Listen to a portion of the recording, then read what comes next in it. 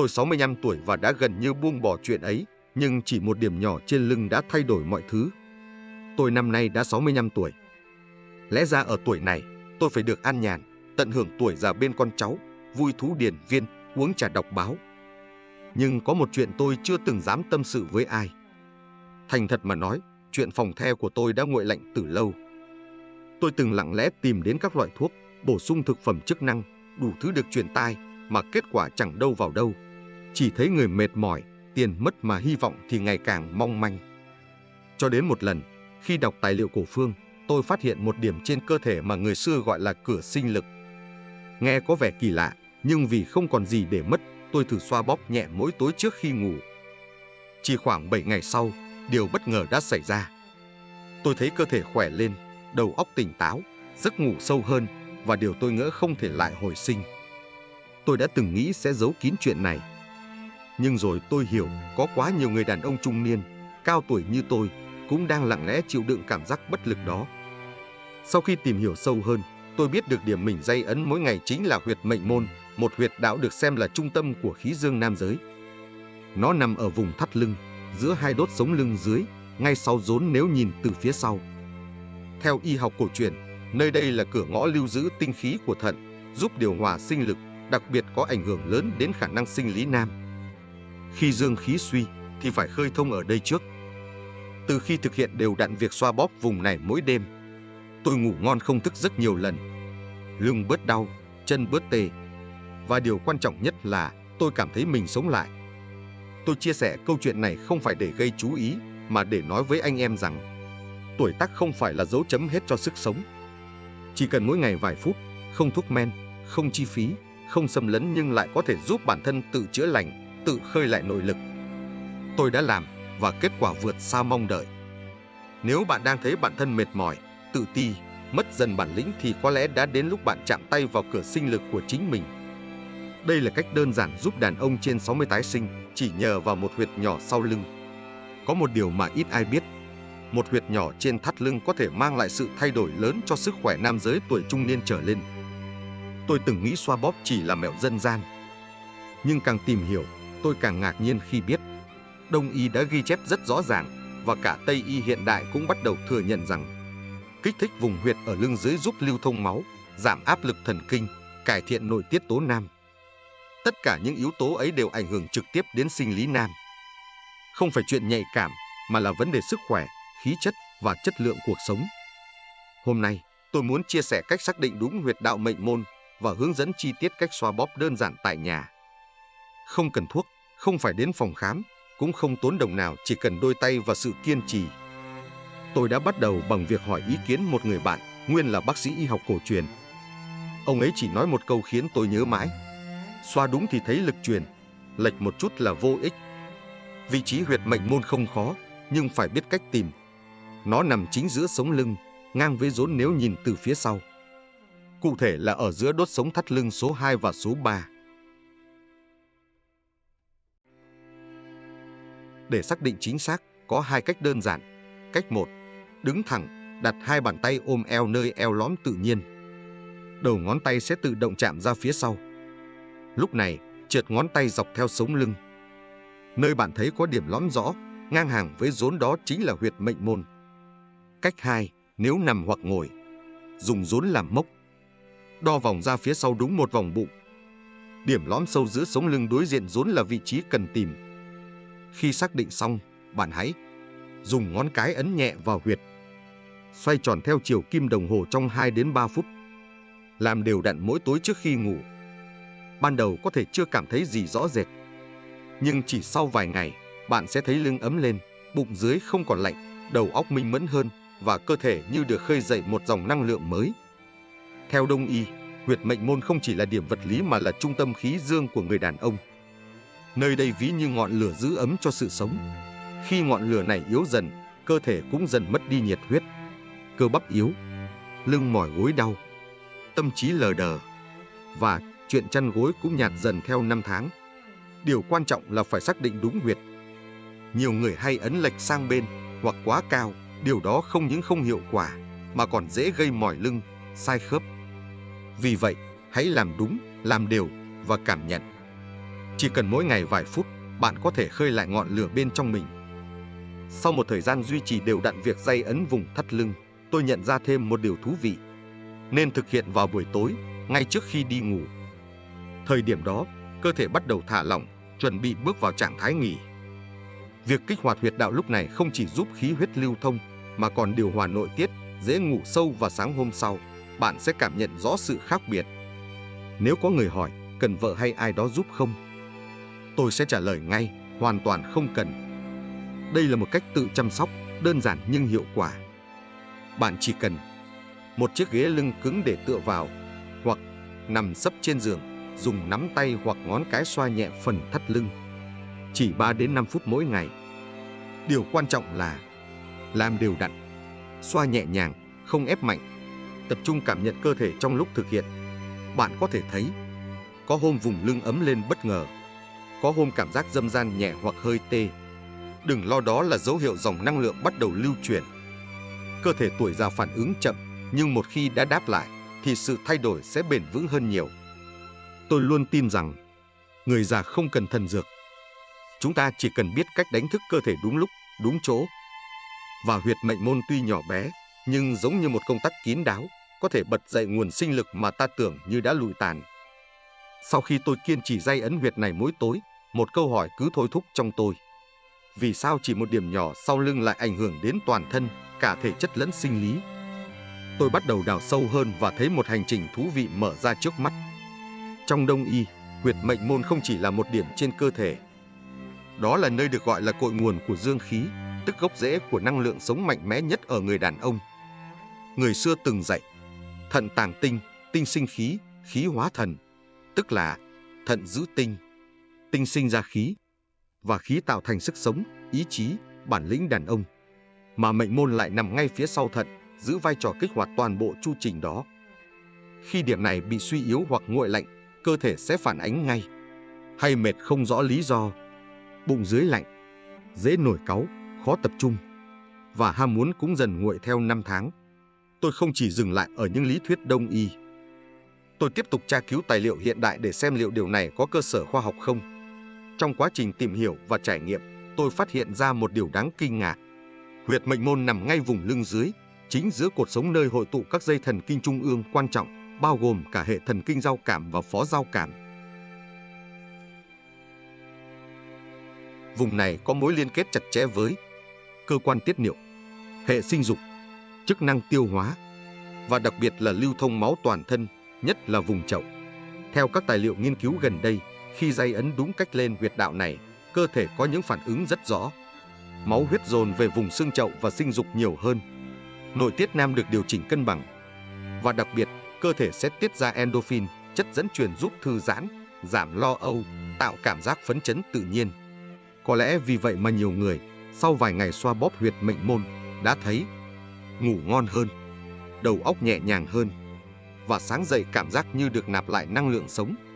Không dừng lại ở lý thuyết, một số bác sĩ ở Hàn Quốc và Nhật Bản còn ứng dụng kỹ thuật châm cứu hoặc massage trị liệu vào chính vùng huyệt này để hỗ trợ điều trị rối loạn chức năng sinh lý, tiểu đêm nhiều lần, đau lưng kéo dài và cả trầm cảm ở người cao tuổi. Kết quả rất tích cực. Điều này cho thấy đây không còn là kinh nghiệm dân gian mà là phương pháp có nền tảng khoa học. Tôi hiểu, nhiều quý ông hay nghĩ chuyện sinh lý là nhạy cảm. Nhưng thực chất, đó là thước đo sức khỏe tổng thể.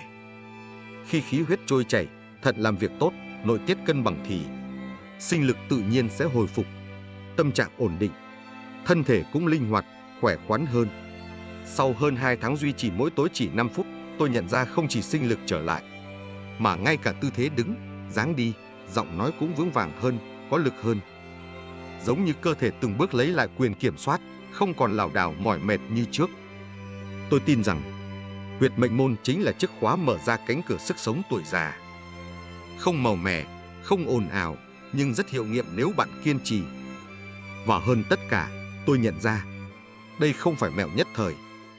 Đây là thói quen dưỡng sinh lâu dài.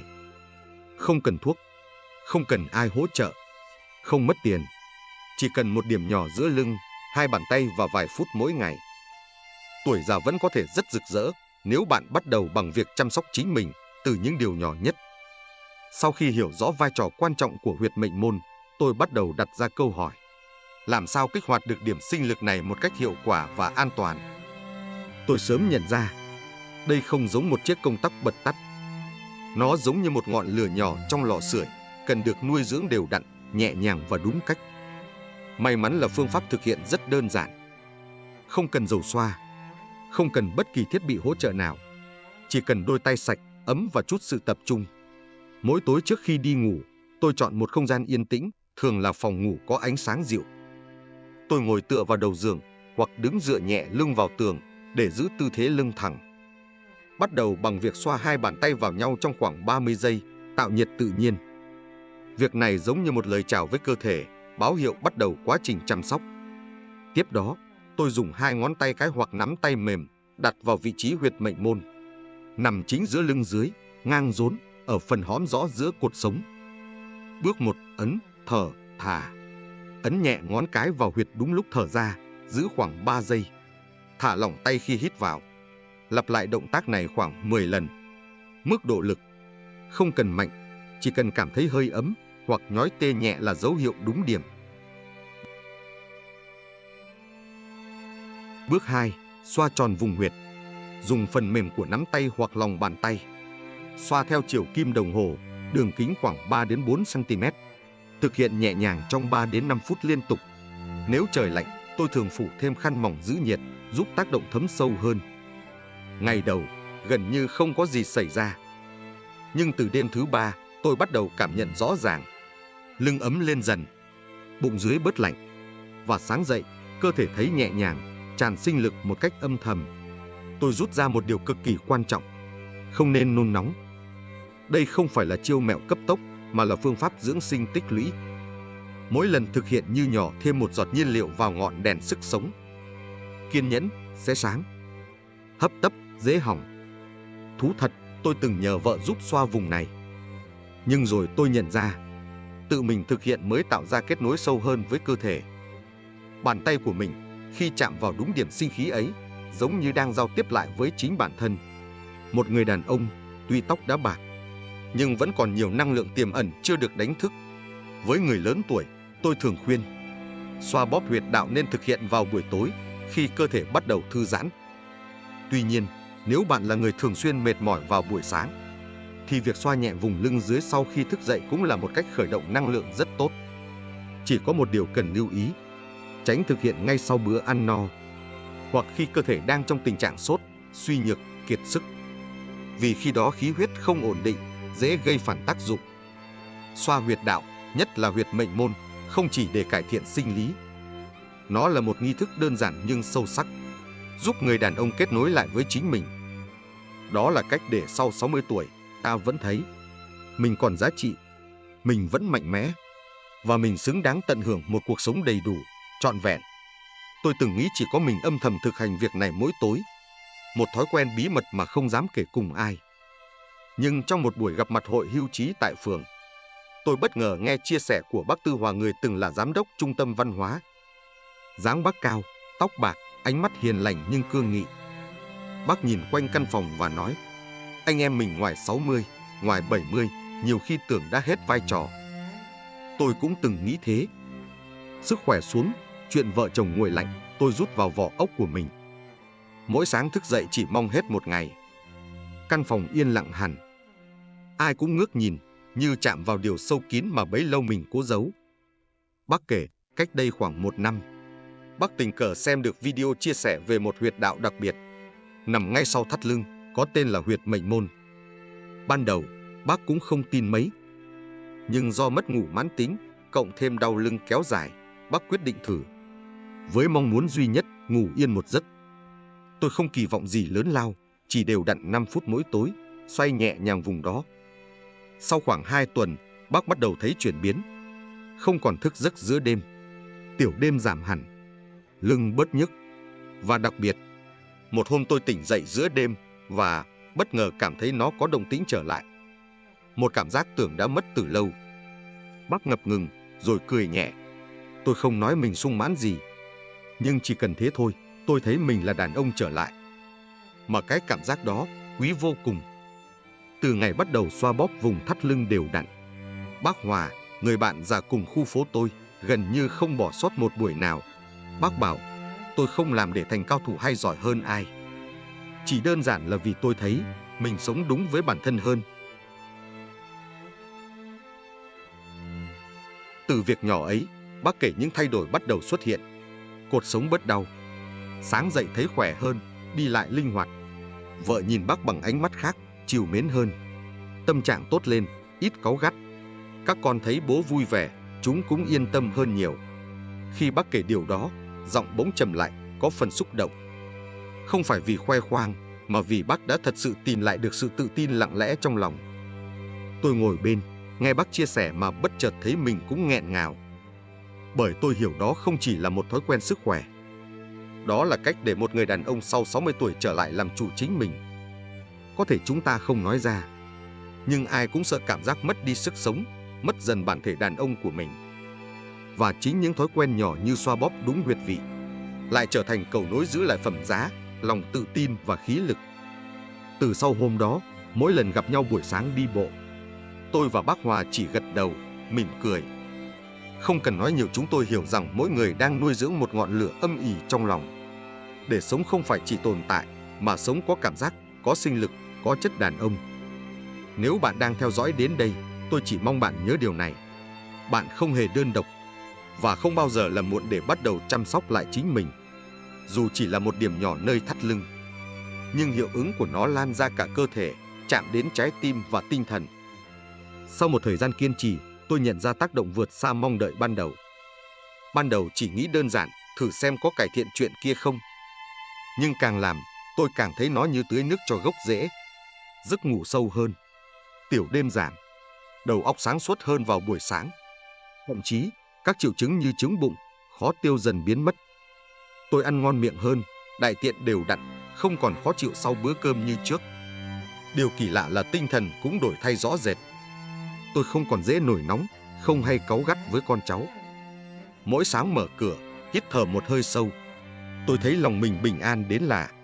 Như thể có một dòng khí mới được đánh thức từ bên trong. Nhiều người vẫn nghĩ huyệt đạo chỉ liên quan đến xương khớp hay sinh lý. Nhưng thực tế, khi dòng khí huyết được lưu thông trôi chảy, toàn bộ cơ thể, cả thể chất lẫn tinh thần đều như được làm mới. Tôi bắt đầu nhận thấy trí nhớ cải thiện. Không còn nhầm tên các cháu nội, không quên gác kính lão hay đi tìm điều khiển tivi cả buổi. Đầu óc như được bơm máu đều đặn hơn, tỉnh táo và mạch lạc. Đó là điều cực kỳ quý giá, đặc biệt ở tuổi này, khi ai cũng sợ trở thành gánh nặng. Từ tinh thần đến thể lực, mọi thứ đều thay đổi. Trước kia, chỉ cần leo vài bậc cầu thang là tim đập dồn, thở không ra hơi. Vậy mà giờ, tôi có thể đi bộ nhẹ nhàng gần nửa tiếng mỗi chiều. Lưng không còn mỏi, chân không bị co giật khi ngủ. Đó là bằng chứng rõ ràng rằng một điểm nhỏ trên cơ thể cũng có thể bật công tắc cho cả hệ thống sinh lực. Nói như vậy để thấy, xoa bóp huyệt mệnh môn không chỉ là hỗ trợ chuyện vợ chồng. Nó là một liệu pháp tổng thể giúp phục hồi sức khỏe tuổi già, từ tuần hoàn, thần kinh, tiêu hóa, giấc ngủ đến tinh thần. Một người đàn ông thật sự khỏe mạnh, không chỉ mạnh mẽ khi đóng cửa, mà còn phải có thần khí, sự điềm tĩnh và ánh sáng trong ánh mắt mỗi khi đối diện với cuộc sống. Mỗi tối khi đặt tay lên vùng lưng dưới, tôi không nghĩ mình đang thực hiện bài tập đông y. Tôi thấy mình như đang trò chuyện với cơ thể, đang chăm sóc một phần quan trọng từng bị lãng quên. Và nếu bạn đang lặng lẽ nghe tôi chia sẻ đến đây, tôi chỉ mong bạn hãy cho bản thân một cơ hội. Không vì ai khác, không cần ai phán xét, chỉ để bạn tự tin sống tiếp một tuổi già khỏe khoắn, đầy khí chất như chính bạn từng mơ hồi còn trai trẻ. Sau nhiều tháng duy trì thói quen nhỏ này, tôi nhận thấy rất nhiều chuyển biến tích cực. Ngủ sâu hơn, tiêu hóa tốt hơn, cảm xúc ổn định hơn, và trên hết tôi cảm thấy có sức sống hơn hẳn. Nhưng cũng phải nói thật, không có phương pháp nào phù hợp cho tất cả mọi người. Cơ thể mỗi người là một bản nhạc riêng, và nhất là với người cao tuổi, có bệnh nền, có cơ địa riêng biệt, cần hiểu rõ bản thân trước khi áp dụng đều đặn. Tôi không kể ra để làm bạn chùn bước, mà để bạn tiếp cận điều này một cách có trách nhiệm với chính mình. Tôi nhớ lời một bác sĩ đã nói với tôi hôm nọ: cách hay đến đâu cũng cần đúng người, đúng lúc. Không hợp, nó là gánh nặng. Hợp rồi, nó là phép màu.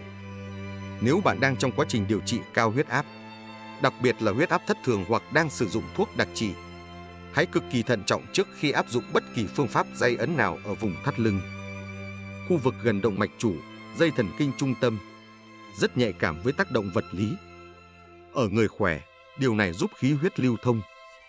Nhưng với người huyết áp yếu hoặc cao, việc kích thích sai lúc có thể gây chóng mặt, tụt huyết áp, thậm chí ngất xỉu.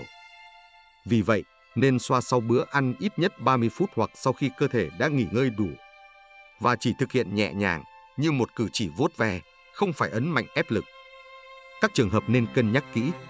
Người đang bị gai cột sống, đau thần kinh tọa hoặc thoái hóa cột sống. Người vừa tai biến, đột quỵ hoặc đang phục hồi sau bệnh nặng. Người mắc bệnh tim mạch mãn tính, suy thận, rối loạn thần kinh thực vật. Đừng cố day ấn lên những điểm đang đau, đang nhức, đang sưng. Điều đó có thể làm tình trạng tệ hơn, gây co cơ, đau lan hoặc rối loạn cột sống. Tốt nhất, hãy hỏi ý kiến bác sĩ chuyên khoa trước khi tự thực hành tại nhà. Hoặc nếu cần, hãy chỉ xoa quanh vùng thay vì trực tiếp lên điểm huyệt. Và một nhắc nhở quan trọng, phương pháp xoa bóp huyệt không phải là thuốc tiên. Nó không thay thế thuốc điều trị, không thay cho ăn uống lành mạnh hay lối sống khoa học. Tôi từng có một người bạn, anh Trí, nghĩ rằng xoa huyệt mỗi tối là đủ, rồi bỏ qua mọi hướng dẫn từ bác sĩ. Cho đến một ngày, khi đang lái xe, anh bị hoa mắt chóng mặt do huyết áp tụt bất ngờ. Phải nhập viện trong tình trạng cấp cứu.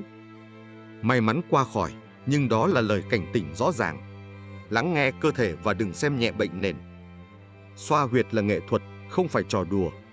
Hãy coi đây như một nghi thức chăm sóc bản thân mỗi ngày. Với sự tỉnh thức, trân trọng và kiên nhẫn. Đừng ép buộc cơ thể phải thay đổi nhanh. Đừng lấy tiêu chuẩn người khác áp đặt lên chính mình. Với người lớn tuổi, sự thay đổi đến nhẹ nhàng, chậm rãi nhưng bền vững. Chỉ cần mỗi ngày dành vài phút tĩnh lặng, kết nối với chính mình. Và tôi thực lòng muốn nói điều này. Tôi không nghĩ đến tuổi 66, mình lại có thể thốt lên câu này. Tôi như được sống lại. Chỉ nhờ một điểm nhỏ giữa lưng.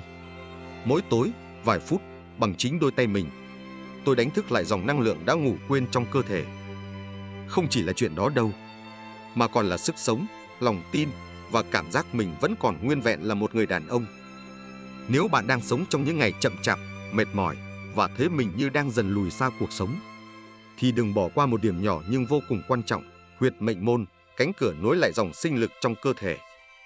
Đừng chờ đến lúc sức khỏe cạn kiệt mới đi tìm cách hồi phục. Cũng đừng đợi khi cơ thể lên tiếng quá muộn, bạn mới bắt đầu lắng nghe. Tôi chia sẻ điều này không phải để kể công hay tạo sự chú ý, mà vì tôi tin rằng, ở đâu đó ngoài kia, vẫn có rất nhiều người như tôi ngày trước, lặng lẽ chịu đựng, không biết bắt đầu từ đâu, và đang cần một tín hiệu dẫn đường. Nếu bạn thấy nội dung này có giá trị, hãy bấm đăng ký, nhấn chuông, để đồng hành cùng kênh trong hành trình chăm sóc sức khỏe chủ động, giữ vững khí chất đàn ông dù ở bất kỳ độ tuổi nào. Tuổi tác không lấy đi hết mọi thứ. Chỉ cần bạn còn chọn mình, còn chăm sóc mình, thì vẫn luôn có một cơ hội để bừng sáng trở lại từ bên trong.